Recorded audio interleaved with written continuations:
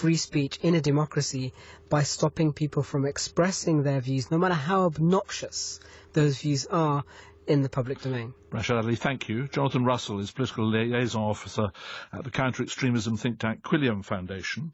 They've actually been working with Number 10 on the strategy that was outlined today. Good afternoon. Good afternoon. What do you make about that specific point, that's the rub, really? You're going to infringe against some of the basic liberties that the Prime Minister was talking about if you try and crack down on ideology?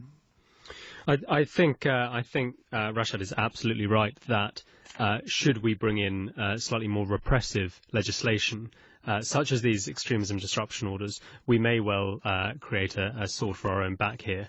It's possible, I believe, through the work of Quilliam, it's been made clear that we need not bring in more legislation to tackle this sort of thing.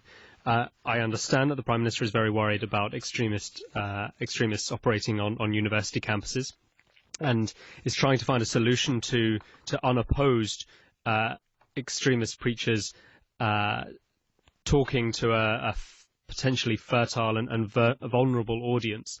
But we will continue to push back against Number 10 to say what is needed here is greater recommendations and guidance for universities so that these preachers don't go unchallenged, to create a more fertile atmosphere for debate, so that, and to teach young people with critical consumption skills, so that this extremist ideology doesn't take hold.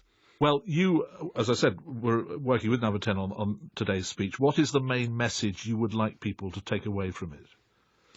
That absolutely we must tackle non-violent extremism, and that the best way to do that, therefore, is not through the roles and the work of the security services, of militaries, of governments even, but rather that there are responsibilities and duties for the whole of society. I think key to that, therefore, is training frontline workers, getting teachers, prison officers, healthcare officials, people like that to work and understand how this social ill can be tackled.